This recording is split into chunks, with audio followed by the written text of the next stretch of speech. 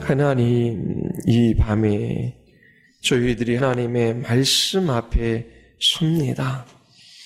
참으로 요한 사도의 이 계시의 기록을 통하여 오늘 우리에게 예수 그리스도를 참으로 깨달아 알게 하여 주시고 주님을 사랑하며 주님과의 개인적이고 친밀한 교제를 누리며 살아가게 하여 주시옵소서.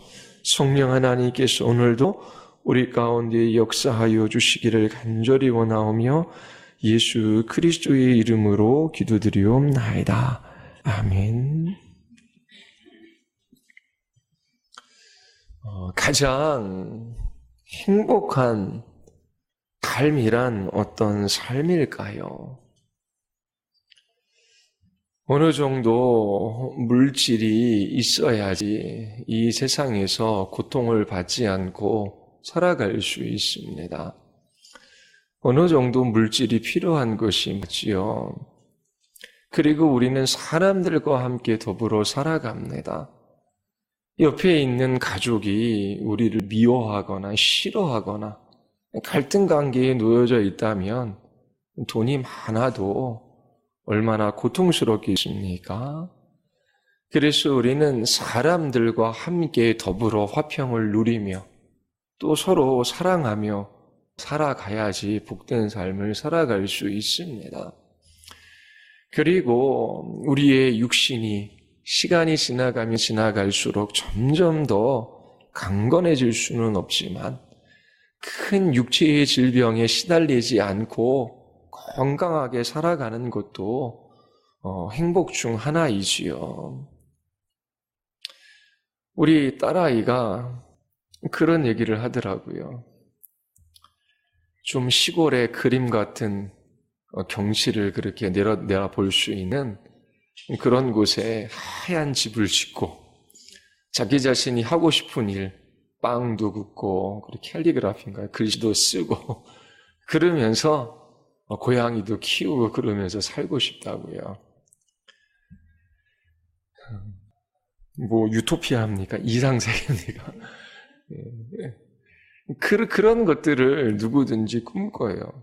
여러분들도 시골에 내려가서 공기 좋고 경치 좋은 곳에 가서 텃밭을 가꾸며 그렇게 노후를 안락하게 보내고 싶은 마음이 있으시지요? 없으십니까? 선교지에 나가서 치열하게 이 복음을 전하다가 그렇게 주님의 품으로 가겠다. 그런 결단이 있으십니까? 물질도 어느 정도 필요하고 건강도 필요하고 또 우리 버탈 수 있는 그런 사람들도 필요하고 또 이런저런 것들이 조금씩 있어야지요. 없으면 불편하고 고통스럽습니다. 그런데 이 모든 것들을 다 가졌다라고 할지라도 인간의 마음은 이것으로 인하여 참으로 행복할 수 없어요. 서울에서 많은 연봉을 받고 그렇게 대기업 다니던 자매가 있었어요. 그렇게 월급날만 기다리며 살아갔지요. 그렇게 월급을 받으면 이것을 가지고 여러 가지를 할 수 있잖아요. 금요일 날에 비행기 티켓을 끊어서 매주마다 제주도에 내려갔습니다. 그래서 금, 토, 일 제주도에서 보내고 올라오지요. 그래서 그렇게 좀 사흘은 쉬고 이틀은 쉬고 또 나머지 5일은 열심히 일하면서 살아가다가 직장 일이 너무나 고되고 힘든 거예요.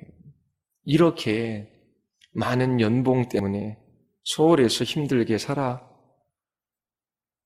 것을 계속 할 것인가 아니면 제주도에 내려가 좀 내가 원하는 삶들을 살아갈 것인가 갈등하다가 제주도에 내려갔습니다. 그래서 작은 집을 사고 그리고 또 인터넷으로 할 수 있는 일감들을 찾고 그래서 그곳에서 보냈는데 그해 여름 제주도에 큰 태풍이 왔어요. 비바람이 치는 그 제주도에 홀로 있는 것이 너무나 무서워서 얼마 못 있고 다시 서울로 올라왔답니다. 어디에 가면 우리가 만족할 수 있습니까? 무엇을 하면 우리의 영혼이 참으로 기쁠 수 있겠습니까? 우리의 마음을 하나님께서 씌우실 때에 하나님 한 분으로 인하여 만족하도록 씌우셨어요. 이 세상에 왕이 되어 많은 것을 누려도 그것이 우리에게 참된 만족이 되지 못하지요. 하나님과의 관계 속에서 그 하나님과 교제하며 영생을 누리며 살아갈 때에 가장 행복하도록 우리를 지으셨습니다. 우리는 어떻게 영생을 누리며 살아갈 수 있을까요? 요한복음이 우리에게 답을 줍니다. 요한복음 20장 우리 같이 찾아서 한번 읽어보겠습니다. 20장 30절, 31절입니다.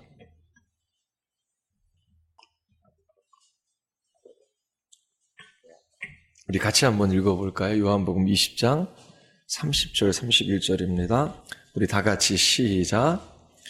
께서 제자들 앞에서 이 책에 기록되지 아니한 다른 표적도 많이 행하셨으나 오직 이것을 기록함은 너희로 예수께서 하나님의 아들 그리스도이심을 믿게 하려 하며 또 너희로 믿고 그 이름을 힘입어 생명을 얻게 하려 함이니라. 자, 요한 사도가 이 복음서를 기록한 목적을 우리에게 들려주고 있습니다. 이것을 왜 기록했지요? 궁극적으로 예수님을 믿고 그 이름을 힘입어 생명을 얻게 하기 위해서입니다. 영생을 얻게 하기 위하여 이 복음서를 기록했어요. 영생을 얻기 위해서는 어떻게 해야 돼요? 믿어야 돼요. 그리고 그럼 뭘 믿습니까? 예수가 하나님의 아들이시며 그리스도임을 믿는 것이지요. 자, 그러면 요한복음은 무엇을 기록했겠습니까? 예수님이 하나님의 아들이시다고 하는 것을 증거하겠지요.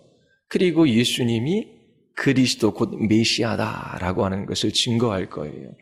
그래서 이 요한복음을 읽을 때 첫 번째, 모든 복음서와 마찬가지로 예수님이 누구이신가라고 하는 것입니다. 예수님이 누구이신가? 그것을 생각하며 요한복음을 읽어야 되지요. 두 번째는 이 요한복음 전체는 믿음이라고 하는 이 동사를 역동적으로 표현하고 있어요. 믿음이라는 것이 도대체 무엇인가라고 하는 것을 염두에 두고 읽어야 되는 것이지요. 세 번째는 영생이지, 영생. 영생이란 무엇일까? 이것이 요한복음 전체를 이해할 수 있는 세 가지 키입니다. 여러분들이 신약 성경의 핵심 메시지 읽어보셨지요? 요한복음의 메시지, 예수 하나님의 아들. 자, 예수님이 하나님의 아들이시다라고 하는 것을 요한 사도가 기록해요. 그래서 이 책도 보면은 우리 148페이지에 보면 자, 첫 번째 요한복음 서론, 그리고 그 다음에 큰 제목이 뭐죠? 우리가 믿어야 할 것. 결국 예수님이 누구신가? 그러면 예수님에 대한 기록, 그분의 말씀, 그분이 행하신 일, 그것들을 살펴보며 예수님이 누구이신지를 이야기해야겠지요. 그런데 요한복음은 다른 공간복음과 달리 이 예수님을 표현하는 다른 관점을 가지고 있어요. 그래서 이 사복음서라고 말하기도 하지만 마태, 마가, 누가 이 공간복음과 요한복음을 따로 이야기하기도 합니다. 그런데 어쨌든 복음서는 예수님이 누구이신가? 그 관점에 있어서 예수님을 서술하는데 방식은 다르지만 예수님이 자기 자신을 누구라고 말씀하셨고 그리고 예수님이 하시는 일은 무엇인지 그것들을 기록하고 있습니다. 그리고 두 번째는 뭐죠? 우리가 믿어야 하는 이유인데 결국 믿음의 대상이신 예수 그리스도. 자, 그러면 예수님을 믿는다라고 하는 것이 무엇인가라고 하는 것을 이 책에서도 얘기를 합니다. 그리고 세 번째, 믿음의 결과 뭐죠? 영생이 주어지지요. 그래서 그 생명, 영생이란 무엇인가? 그러면 나는 예수님을 알고 진실로 예수님을 믿고 그리고 영생을 누리며 살아가고 있는가?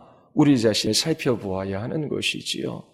이 영생을 누리며 살아가는 삶이 가장 행복하고 복된 삶입니다. 자, 그러면 먼저 우리 복음서의 마지막인데 공관복음서 마태, 마가, 누가와 이 요한복음은 어떻게 다른지 그 특징에 관해서 몇 가지 먼저 살펴보겠습니다.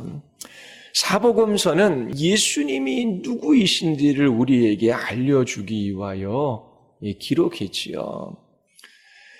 이 요한사도는 공관복음과 다른 관점에서 예수님을 소개하고 있어요. 다른 독특한 특징을 가지고 있습니다.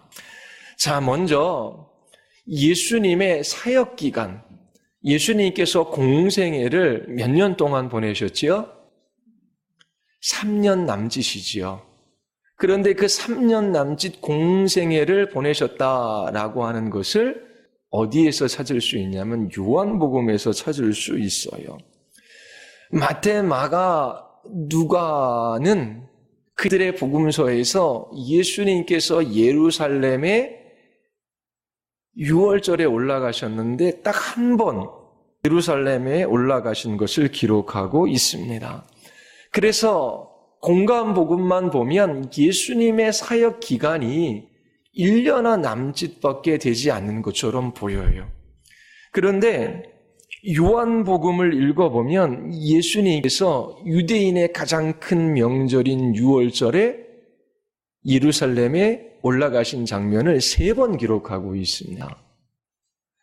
자, 6월절이라는 명절은 1년에 한 번 있겠죠. 그러니까 3번 기록했다라고 하는 것은 최소한 2년 내지 3년 정도의 공생애를 보내셨다라고 하는 것을 우리가 요한복음에서 찾을 수 있어요. 그래서 예수님의 공생애가 3년여 정도 된다라고 하는 것을 이 요한복음에서 발견하는 겁니다. 두 번째는 예수님께서 사역했던 그 장소도 차이가 있어요. 마태, 마가, 누가는 예수님께서 주로 어디지요? 갈릴리 지역에서 사역하시다가 6월절에 예루살렘으로 올라가시는 것을 후반부에 기록을 합니다. 주 사역지가 갈릴리 지역이에요. 요한은 어떻게 기록했을까요? 이 갈릴리 지역에서 예수님께서 사역하시는 것뿐만 아니라 예루살렘에서 일어났던 일, 다시 갈릴리로 내려오셔 사역하신 것과 다시 예루살렘으로 가신, 그래서 번갈아 예루살렘과 갈릴리에서 사역하신 것이 이 요한복음에는 나옵니다. 자, 세 번째, 공관복음과 이 요한복음은 예수님을 독자들에게 알리는 방식에 있어서 차이가 있어요. 자, 우리가 어떤 사람을 다른 사람에게 소개할 때에 우리가 먼저 그 사람에 관해서 알아야 되잖아요. 그렇죠? 그러면 그 사람을 알기 위하여 어떻게 할까요? 먼저 그 사람을 관찰하겠지요. 아, 저 사람은 이런 말들을 하는구나. 아, 저 사람은 이렇게 행동하는구나. 그래서 이 사람은 이렇게 말하고 이렇게 행동함으로 이 사람은 이런 사람입니다. 라고 다른 사람에게 소개하겠지요. 이것이 귀납적 방법입니다. 예수님께서 사셨던 삶, 그분의 말씀과 그분의 행적을 살핀 후 이분은 이런 분이십니다. 라고 그렇게 이야기하는 것이죠. 그래서 공관복음의 특징이 뭐냐면 예수님께서 제자들에게 물으셔요. 너희는 나를 누구라 하느냐? 사람들은 나를 누구라 하느냐? 그래서 그 예수님을 그리스도라고 고백하는 그 시점을 계기로 해서 예수님의 사역의 변화가 일어나는 것을 우리가 볼 수 있습니다. 그런데 요한복음은 예수님에 관해서 알리는 방식이 달라요. 요한복음 1장서부터 살펴보면 예수님이 누구이신지를 먼저 선포한 다음에 그 예수님의 행적과 예수님의 말씀을 기록하고 있어요. 이것은 연역적 방법이지요. 이것은 복음서가 기록된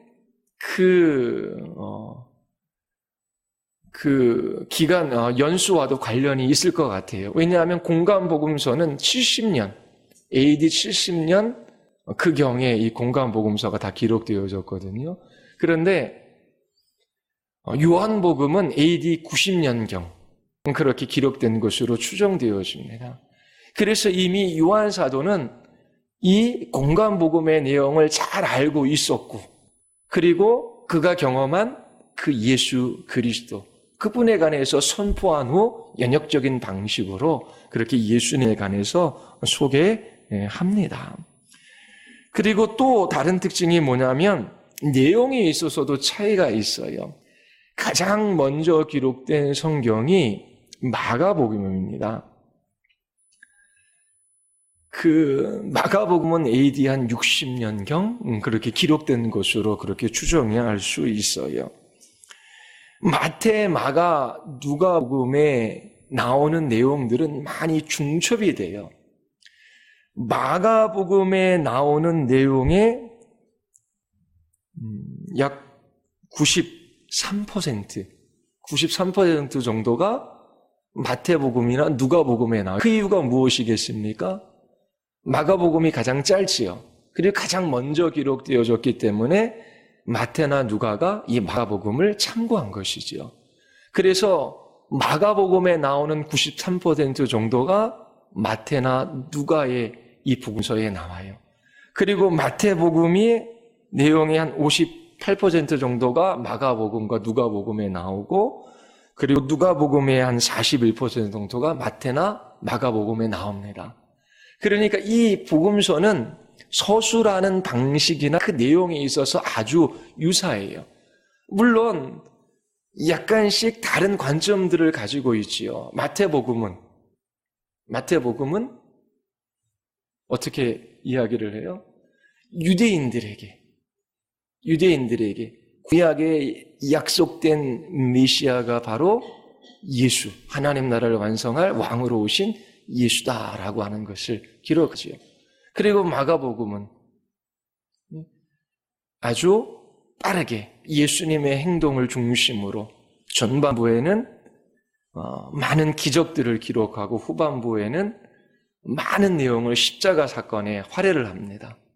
그러면서 이렇게 많은 기적을 행하신 이 예수님께서 십자가에서 죽으러 오신 그리스도이심을 나타내지요. 그래서 인자로서의 예수님, 그분이 이렇게 많은 기적을 행하시고 십자가에 못 박히러 오셨다라고 하는 것을 알려줘요. 그래서 인자가 온 것은 섬김을 받으려는 것이 아니라 자기 자신의 목숨을 대속물로 내어주기 위해 섬기러 오신 분으로 그렇게 마가복음은 기록해요. 누가는요? 잃어버린 자를 구원하러 오신 예수. 그래서 이방인들에 대한 기록들이, 그리고 어린아이, 여자, 사마리아 사람들에 대한 기록들이 많이 나오는 겁니다. 그런데 방식은 똑같아요. 예수님이 누구이신지를 기록하는 방식은 동일합니다. 그런데 요한복음은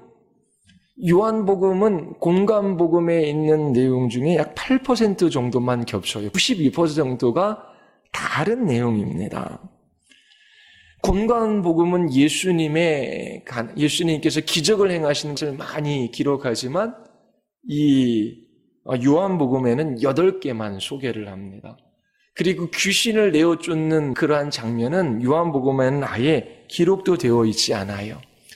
공간복음에는 비유가 많이 나오죠. 요한복음에는 비유가 없습니다.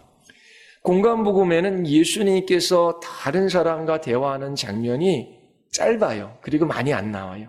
그런데 이 요한복음에는 예수님께서 다른 사람들과 대화하는 장면이 유독 길게 나옵니다. 예수님께서 누구와? 니고데모와 사마리아 여인과 그리고 유대인들과 논쟁하시는 장면도 나오고, 그리고 십자가에 달려 돌아가시기 전 제자들에게 고별 설교하는 장면도 길게 나옵니다. 예수님이 출생하시고 세례를 받으시고 또 성찬을 제사하시는 것은 요한복음에 없어요. 이처럼 요한복음은 다른 복음서와 조금 다른 특징을 가지고 있어요. 그래서 마태, 마가, 누가는 공간복음이라고 해서 하나로 묶고 또 이제 요한복음 따로 이야기하기도 합니다. 요한복음의 이야기가 그렇게 어렵지는 않지만 신학적으로 아주 깊이가 있어요. 그래서 많은 요한복음을 연구하시는 분들은 요한복음을 노년의 때나 아니면 목회를 하다가 말년에 그렇게 설교를 하시겠다라고 하는 분들이 많이 있습니다. 그만큼 깊이가 있는 책이기 때문이지요. 자, 그러면 요한복음을 기록한 목적에 관해서 우리가 살펴보았는데, 우리 첫 번째, 요한복음을 이해하는 첫 번째 열쇠, 예수님이 누구이신가라고 하는 것. 그리고 두 번째, 이 요한복음에서 이야기하는 믿음이란 무엇인가. 세 번째, 믿음의 결과인 영생이란 무엇인가. 우리 살펴보도록 하겠습니다. 요한복음의 구조는 간단해요. 1장 1절서부터 18절을 서론이라고 보통 이야기합니다. 예수님이 하나님과 우리 사이의 중보자이심을 선포하고 있지요. 그리고 1장 19절에서 20장 31절까지의 본론인데, 예수님께서 행하신 표적과 예수님의 설교로 이루어져 있습니다. 그리고 21장이 결론 부분입니다. 요한복음은 예수님이 하나님의 아들이시며 그리스도이심을 알리기 위하여 기록했어요. 그래서 1장서부터 예수님이 어떠한 분이심을 그렇게 우리에게 말해주고 있습니다. 첫 번째, 예수님은 그리스도이시다라고 하는 그것을 먼저 살펴볼게요. 우리 1장 40절 한번 보십시오. 1장 40절 41절 우리 같이 한번 읽어보겠습니다. 다 같이.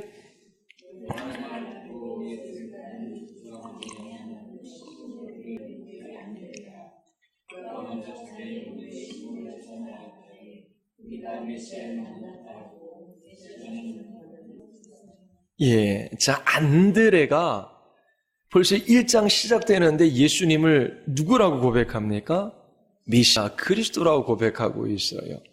그런데 공간복음에서는 예수님께서 많은 일들을 갈릴리에서 사역하신 후 베드로를 통해서 이 고백이 나오는데, 이 요한복음에는 1장에 벌써 안드레가 예수님을 향하여 메시아라고 고백하고 있습니다.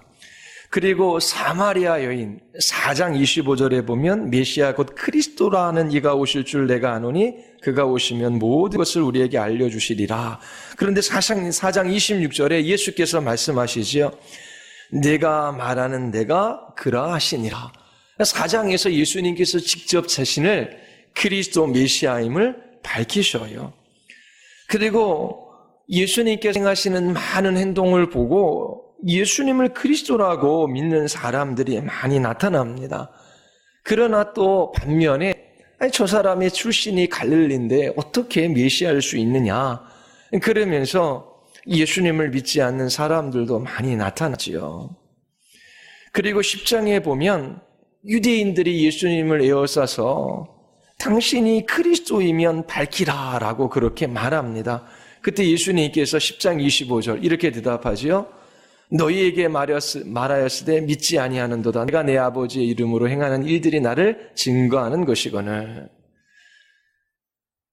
유대인들이 예수님께 당신이 그리스도인지 밝혀라. 내가 이미 행동으로 보여주지 않았느냐.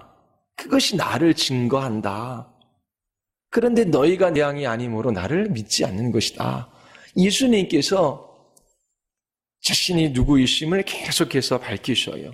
11장에서 말하다가 주는 그리스도시요 세상에 오시는 하나님의 아들이십니다. 그렇게 밝히고 있지요. 그리고 우리 1장 49절 나다나엘이 예수님에 관해서 고백하고 있어요. 1장 49절 한번 읽어볼까요? 다 같이. 나다나엘이 대답하되 라비여 당신은 하나님의 아들이시요 당신은 이스라엘의 임금이로소이다. 자, 이스라엘의 임금이라고 하는 것은 메시아라고 하는 것이지요. 그리고 세례 요한은 이스라엘의 임금으로 오시는 예수님께서 세상 죄를 지고 가는 하나님의 어린 양이다 라고 그렇게 29절에서 고백해요. 자, 이 요한복음은 앞에서부터 시작해서 예수가 메시아이다, 그리스도다라고 하는 것을 믿는 사람들을 통해서 또 예수님 자기 자신의 행동을 통하여 예수님이 직접 말씀하심으로 계속해서 밝히고 있습니다. 뿐만 아니라 예수님은 하나님의 아들이시죠. 예수님은 하나님과 동등된 분이심을 스스로 말씀하십니다. 우리와 같은 인성을 가지고 계셨지만 하나님의 아들로서 하나님과 신적 본질에 있어서 동등하다라고 하는 것을 밝히시는 것이지요. 우리 1장 1절 우리 같이 한번 읽어볼까요? 1장 1절입니다. 다 같이 시작. 이 말씀이 하나님과 계셨으니 이 말씀은 곧 하나님이시니라. 자, 말씀이 누구라고 이 요한은 우리에게 밝히고 있죠? 예수님이지요. 그러면 말씀 대신 예수님을 놓으면 태초에 예수님이 계시니라. 이 예수님이 하나님과 함께 계셨으니 이 예수님은 곧 하나님이시라. 천지 만물이 있기 전 그 태초에 누가 계셨다고요? 예수님이 계셨대요. 그러면 태초부터 계셨던 그분 누구예요? 하나님이시라고 하는 것입니다. 이 하나님이신 예수님이 태초에 성부 하나님과 함께 계셨음을 요한사도는 우리에게 밝히고 있어요. 성자 예수님과 성부 하나님이 천지를 창조하셨지요. 요한사도는 성부 하나님 그리고 예수님도 하나님이심을 그렇게 증언합니다. 그리고 예수님께서 5장에 보시면 아버지와 나는 하나이다. 그리고 하나님을 내 아버지라고 부르고 있어요. 우리 5장 같이 한번 읽어볼까요? 5장 16절에서부터 18절까지입니다. 우리 다 같이 5장 16절에서부터 18절까지 그러므로 안식일에 이러한 일을 행하신다 하여 유대인들이 예수를 박해하게 된지라. 예수께서 그들에게 이르시되 내 아버지께서 이제까지도 일하시니 나도 일한다 하시매 유대인들이 이로 말미암아 더욱 예수를 죽이고자 하니 이는 안식일을 범할 뿐만 아니라 하나님을 자기의 친아버지라 하여 자기를 하나님과 동등으로 삼으심이라. 하나님을 향하여 내 아버지, 나의 아버지라고 고백하고 있어요. 유대인들의 입장에서 감히 누가 하나님을 자신의 아버지라고 말할 수 있을까? 신성모독이라고 그렇게 생각을 한 것이지요. 그리고 10장 30절입니다. 10장 30절에서부터 33절까지.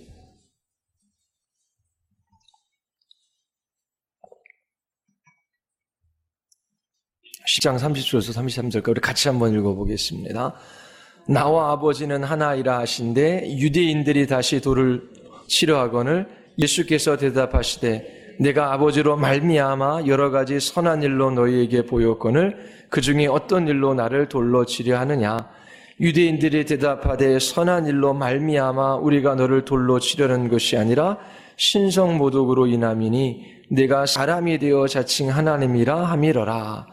자, 나와 아버지는 하나이라 하신대 예수님께서 직접 아버지와 나는 하나이다 라고 말씀하셨어요. 그리고 제자들에게도 예수님께서 자신이 하나님이심을 밝히십니다. 14장 한번 읽어보겠습니다. 14장 5절서부터 7절까지 말씀입니다. 같이 한번 읽어볼까요? 도마가 이르되 주여 주께서 어디로 가시는지 우리가 알지 못하거늘 그 길을 어찌 알겠사옵나이까. 예수께서 이르시되 내가 곧 길이요 진리요 생명이니 나로 말미암지 않고는 아버지께로 올 자가 없느니라. 너희가 나를 알았더라면 내 아버지도 알았으리로다. 이제부터는 너희가 그를 알았고 또 보았느니라. 자, 예수님께서 도마에게 말씀하시지요. 그를 보았고 또 보았느니라. 하나님을 보았고 그 하나님을 알았고 보았다.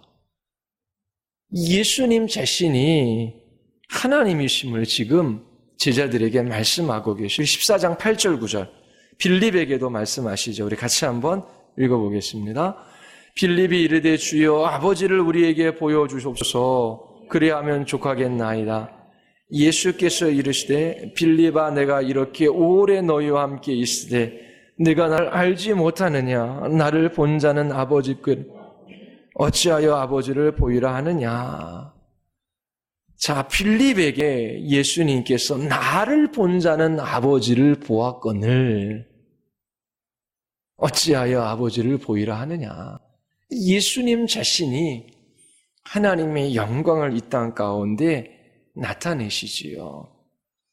아들을 본 자는 아버지를 본 것과 같다라고 말씀하셔요. 그리고 나중에 이 부활하신 예수님을 만난 후 도마는 예수님을 향하여 나의 주 나의 하나님이라고 고백합니다. 이처럼 예수님은 자신을 하나님과 동등된 분으로서 말씀하셔요. 뿐만 아니라 예수님은 나는 누구누구이다라고 그렇게 말씀하시지요.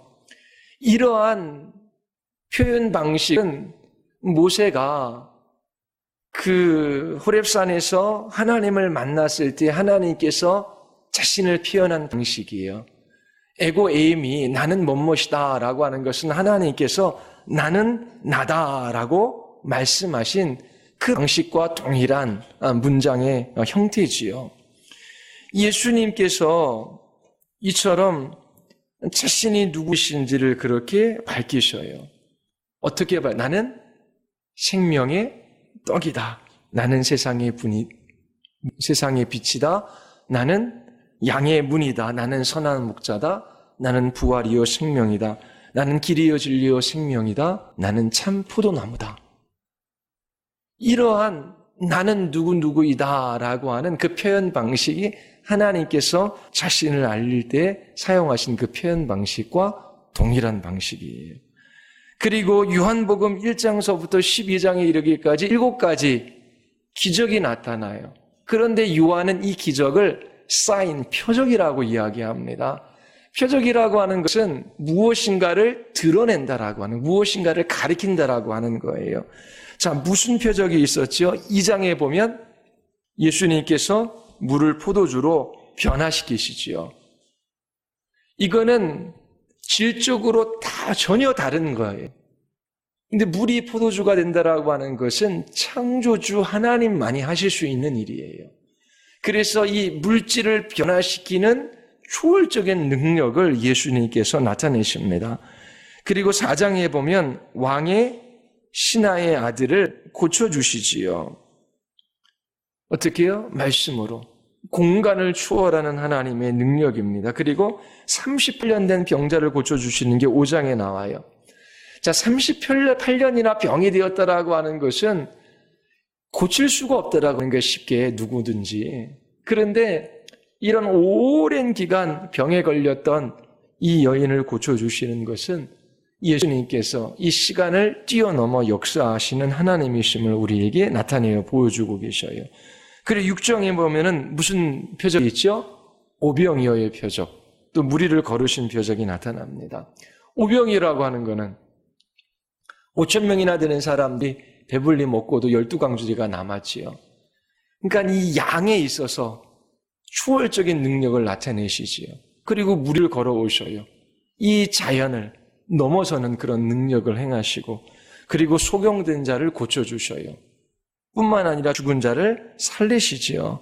이처럼 예수님께서 도저히 이 세상에서 일어날 수 없는 초월적인 능력을 나타내심으로 자신이 누구이신지 그 7개의 표적을 통해 드러내십니다. 이 모든 것은 하나님만 하실 수 있는 일이고, 그리고 예수님께서 그 일을 하심으로 자신이 하나님의 아들이심을 나타내어 보여주셨습니다. 본인이 하나님과 동등된 분이심을 그렇게 증거하신 것이지요. 이처럼 요한복음은 예수님께서 이 세상에 오신 하나님의 아들이심을 우리에게 증거하고 있어요. 그 하나님의 아들을 통해서 우리는 하나님이 어떠한 분이신지를 알 수 있습니다. 특별히 1장 1절에서 예수님을 말씀으로 소개했어요. 그렇게 소개한 데에는 분명한 의미가 있겠죠. 우리가 다른 사람과 함께 교통하고 교제할 때에 무엇이 필요하냐면 언어가 필요합니다. 그래서 예수님께서 말씀이라고 하는 것은 하나님과 인간 사이의 중보자로서 오신 하나님을 나타내시는 하나님의 아들이심을 우리에게 말해주고 있습니다. 예수님은 나는 길이요라고 그렇게 말씀하셔요. 아버지께로 나아갈 수 있는 유일한 길은 예수 그리스도밖에 없는 것이지요. 이러한 표현은 하나님의 아들로서 예수님께서 하나님 자신을 우리에게 나타내시는 분이심을 우리에게 알려주고 있습니다. 이처럼 예수님은 하나님의 아들이시며 그리스도이심을 요한 사도가 요한복음 전체에서 우리에게 알려주고 있어요. 세상에 많은 종교가 있습니다. 그런데 그 종교의 창시자를 하나님이라고 부르는 종교는 없어요.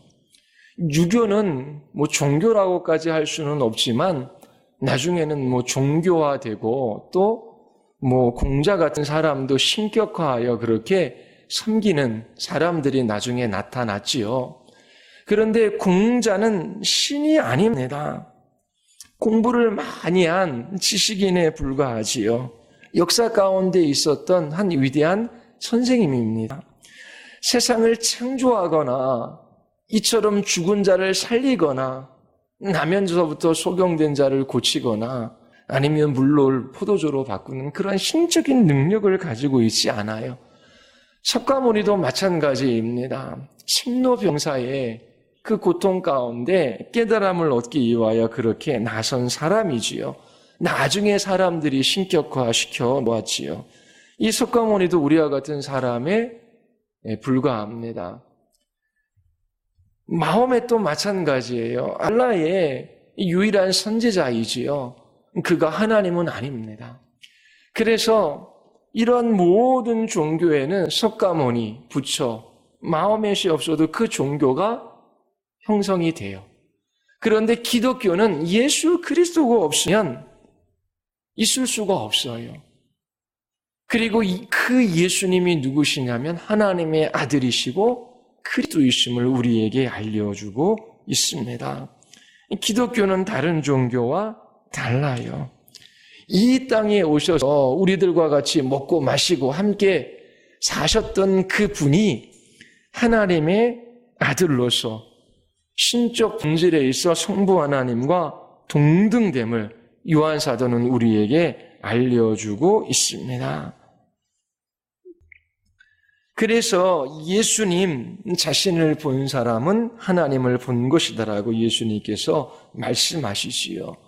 예수님은 하나님과 인간 사이의 중보자로서 참 하나님이시며 참 사람이십니다. 이것을 믿는 사람들이 그리스도인이에요. 예수님을 하나님의 아들로 하나님으로 믿지 않는 사람들은 이단이지요. 자, 그러면 이처럼 요한 사도는 예수님을 하나님의 아들이요 그리스도로 그렇게 우리에게 선포하고 있습니다.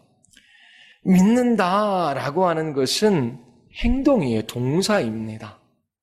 그냥 지적인 동의, 예수님은 하나님의 아들이구나, 거기에서 끝나는 것이 아닙니다. 이 믿음이라고 하는 것은 전인격적이고 총체적인 거예요. 예수님께서 이처럼 이 땅에 오셔서 자신이 누구인지를 나타내 보여주셨지만 모든 사람이 예수님을 믿은 것은 아닙니다. 예수님에 대하여 사람들의 상반된 반응이 있었어요. 어떤 사람은 믿고 어떤 사람은 불신합니다. 불신하는 정도가 아니라 예수님을 십자가에 못 박지요. 대부분의 사람들이 예수님을 영접하지 않았습니다. 우리 1장 9절서부터 11절 말씀 우리 같이 한번 읽어보겠습니다. 1장 9절에서 11절이에요. 우리 다 같이 한번 읽어보겠습니다. 다 같이 시작.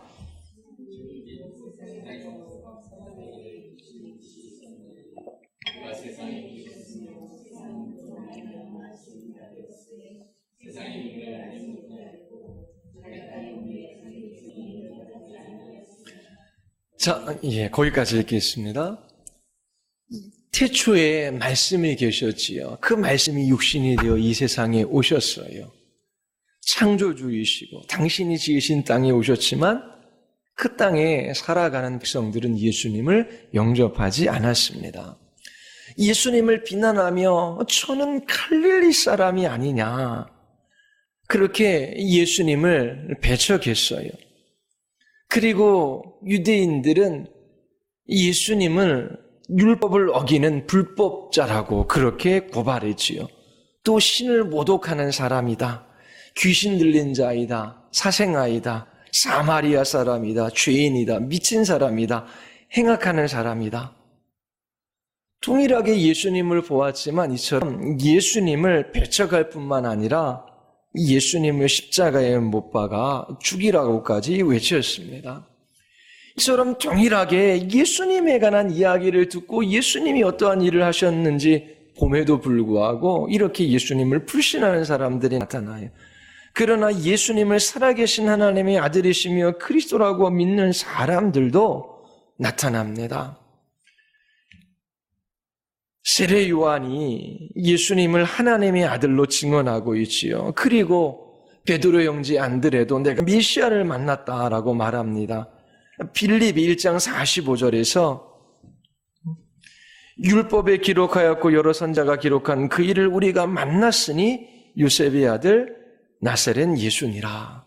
그리고 1장 49절에 나다니엘도 예수님을 향하여 하나님의 아들이시여 이스라엘의 임금이라고 고백합니다. 그리고 사마리아 여인도, 시몬 베드로도 주여 영생의 말씀이 주께 있사오니 누가 우리에게 가오리까? 그렇게 고백하지요. 그리고 도마도 이처럼 예수님을 향하여 하나님의 아들이시여 그리스도임을 고백하는 사람들이 나타났습니다. 자, 요한 사도는 오늘날에도 동일한 것들을 우리에게 말해주고 있어요. 예수님은 하나님의 아들이시고 그리스도다라고 하는 것이지요.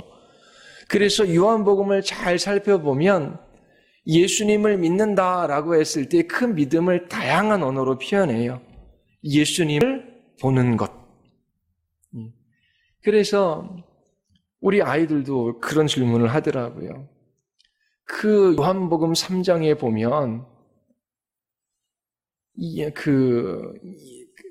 노뱀 사건을 이제 예수님께서 말씀하시며 장대에 달린 그 노뱀을 본 자들은 이제 구원을 얻잖아요. 그게 본다라고 하는 것이 믿는다라고 하는 것입니다. 그러면 거기서 본다라고 하는 말이 무슨 의미입니까? 그냥 한번 믿져봐야 본전이지. 그래서 한번 쳐다볼까? 그것도 믿는 거냐라고 하는 그런 질문을 하더라고요. 그렇게 본다라고 하는 것으로 믿는다라고 하는 말로 대체합니다. 뿐만 아니라 아는 것, 그것도 믿는다라고 하는 말이 의미를 가지고 있어요. 또 우리가 요한복음 6장에 살펴본 것처럼 먹고 마시는 것, 그것을 믿는다라고 하는 것은 먹고 마심으로 우리가 그 안에서 만족을 누리는 것처럼 하나님께서 예수 그리스도 안에서 행하신 그 모든 것들을 만족하는 것, 그게 믿는 것이지요.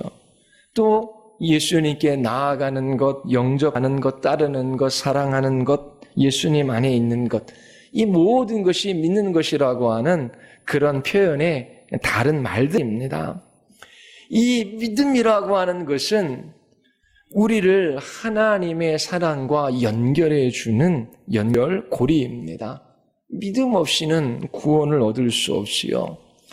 이 믿음이라고 하는 것은 이 요한복음에 사용한 이 동사의 시제를 보면 과거에 한번 믿는다라고 그렇게 결정한 것이 아니라 우리의 마음의 지속적인 상태를 나타내요.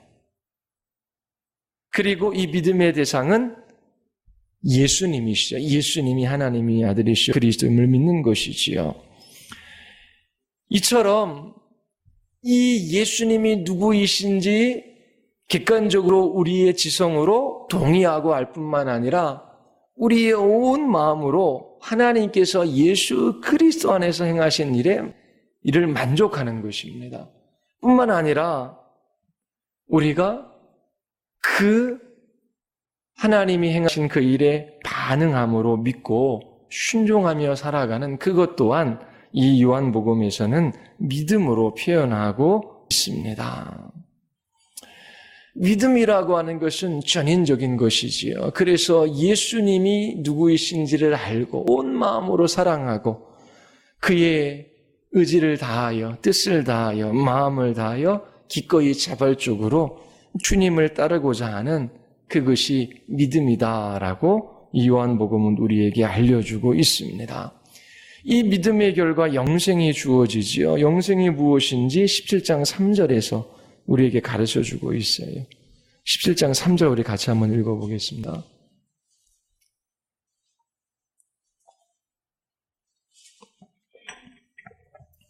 자, 우리 같이 한번 읽어보겠습니다. 다 같이 시작.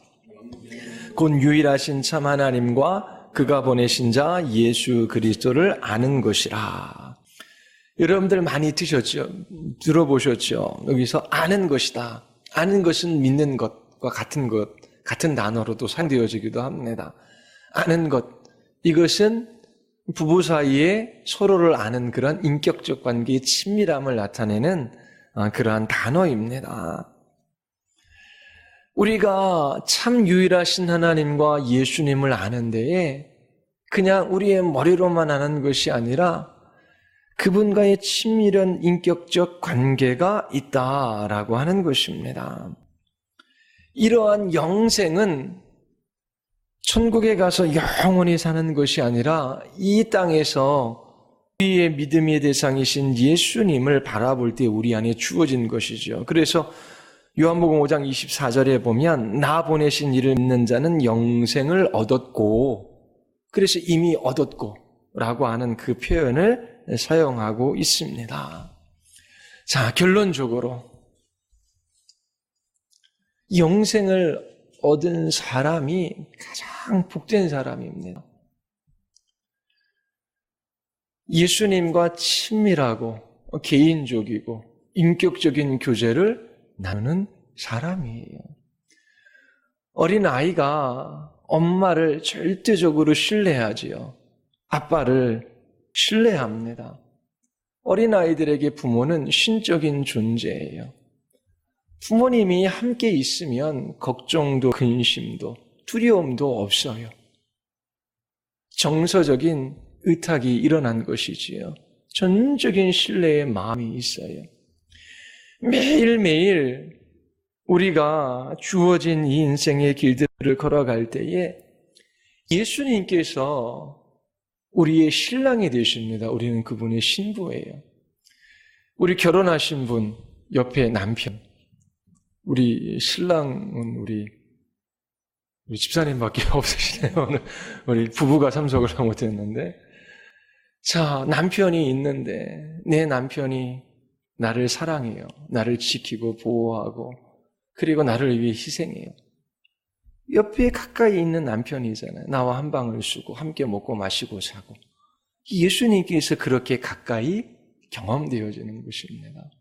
그리고 예수님께서 나의 큰형님이셔요. 형님. 저는 형제가 없어서 그 친밀한 형제관계를 잘 모르겠어요. 그런데 교회 안에서도 정말 좋은 선배, 신앙의 선배, 나를 위해 기도해주고 어려운 일이 있을 때 도와주고 이끌어주는 그런 경험이 있잖아요. 그렇죠? 예수님께서 그렇게 우리의 큰 형님이 되시고 또 예수님께서 우리의 친구 되신다라고 또 기록하고 있어요. 이러한 것들은 하나님의 아들이신 그리스도이신 예수님과 누리는 친밀한 교제를 나타내는 단어예요. 때로 주님과의 그 친밀함이 사라지는 때가 있습니다. 주님과의 관계가 멀어지는 듯한 그런 때들이 있지요. 그것은 우리의 죄로 말미암은 것입니다. 그러나 성경이 분명히 우리에게 예수님과 우리는 이러한 개인적이고 친밀한 관계를 누리며 살아가는 그러한 관계 속에 있다라고 우리에게 가르쳐주고 있어요. 그래서 예수님께서 이 땅에 오신 목적은 이 생명과 생명의 부유함을 누리게 하시기 위함이지요. 그래서 죄가 이 그리스도의 생명으로부터 우리를 멀어지게 만드는 것입니다. 그때 우리의 마음이 괴롭지요. 그런데 다시 이 객관적인 하나님의 말씀, 이것을 붙들고 나아가 하나님 앞에 우리 죄를 고백하고 또 하나님의 도우심을 구하며 하나님께서 그리스도 안에서 행하신 이 모든 일들을 바라볼 때에 우리 안에 그리스도의 이 사랑이, 이 은혜가 다시금 샘솟듯 흘러 들어오는 것입니다. 믿음이라고 하는 것은 하나님의 사랑과 우리의 영혼을 연결해주는 연결고리이기 때문에 그래요. 그래서 죄를 짓고 하나님과의 관계가 소원하고 그 친밀함이 경험되지 않은 그때에 기도의 자리로 나아가 또 말씀 앞에 서서 하나님께서 우리에게 찾아오셔서 행하신 일이 무엇인지를 먼저 생각하는 것이지요. 믿음이라고 하는 것은 우리 안에 그냥 생긴 것이 아니라 하나님의 일하심에 대한 우리의 반응입니다. 우리에게 시작된 것이 아니라 하나님께 시작된 것이지요. 그래서 우리가 죄로 말미암아 믿음이 약해지고 주님으로부터 멀리 떨어진 그때에 다시금 결단하고 결심해서 믿음이 생기는 것이 아니라 하나님께서 그리스도 안에서 하신 그 일들, 그 약속의 말씀을 붙들고 바라보아야 하는 것입니다. 그 주님이 행하신 일들을 우리의 영혼에 선포하고 그 말씀을 붙들 때에 우리 안에 이 믿음이 반응으로 일어나게 되는 것이지요. 그때 다시금 주님과의 친밀한 교제를 회복하고 이 세상에서 확신 있는 그리스도인의 삶을 살아갈 수 있게 되는 것입니다. 여러분들이 진실로 예수님과 이러한 친밀하고 개인적인 인격적 교제 속에서 살아가는지 여러분들의 영혼을 살펴보십시오. 한 번도 내가 주님과의 이런 친밀한 교제가 없었다. 주님만 생각해도 내 마음이 너무나 좋아요. 주님이 나에게 최고의 보아이기에 더 이상 이 세상에 다른 보아는 필요가 없어요. 주님만으로 나는 만족합니다. 그러면서 그렇게 주님과의 교제 속에서 주님과 동행하며 살아가는 이 삶이 영생의 삶입니다. 이 영생의 삶은 주님 이 땅에 오시는 그 마지막 날 부활로 완성되어지는 것이지요. 여러분들이 이 땅에서 주님과의 친밀한 교제를 누리며 살아가실 때 죄로 말미암아 그 교제의 기쁨을 잃어버렸을 때에 주님 다시 오셔서 우리를 새롭게 하심으로 그 생명을 완성시키는 그것들을 사모하며 여러분들이 그렇게 살아가시기를 바랍니다. 우리 같이 기도하시겠습니다. 우리 이 시간 같이 기도할 때에 하나님, 우리의 인생의 가장 큰 문제는 예수님이 누구이신지를 기억하지 아니하고 또 하나님께서 그 아들 예수 그리스도를 이 세상에 보내어 주셔서 하신 일들이 무엇인지를 잃어버리고 살아가기 때문에 하나님, 우리의 인생에 고통들이 찾아옵니다. 하나님, 날마다 예수님이 누구이신지를 기억하게 하시고 믿음의 눈으로 주님을 바라보게 하여 주시옵소서. 주님과 개인적이고 친밀한 인격적 교제를 누리며 저희들이 주님 오실 날을 준비하며 살아가게 하여 주시옵소서. 우리 같이 한번 우리 하나님 앞에 기도하시겠습니다.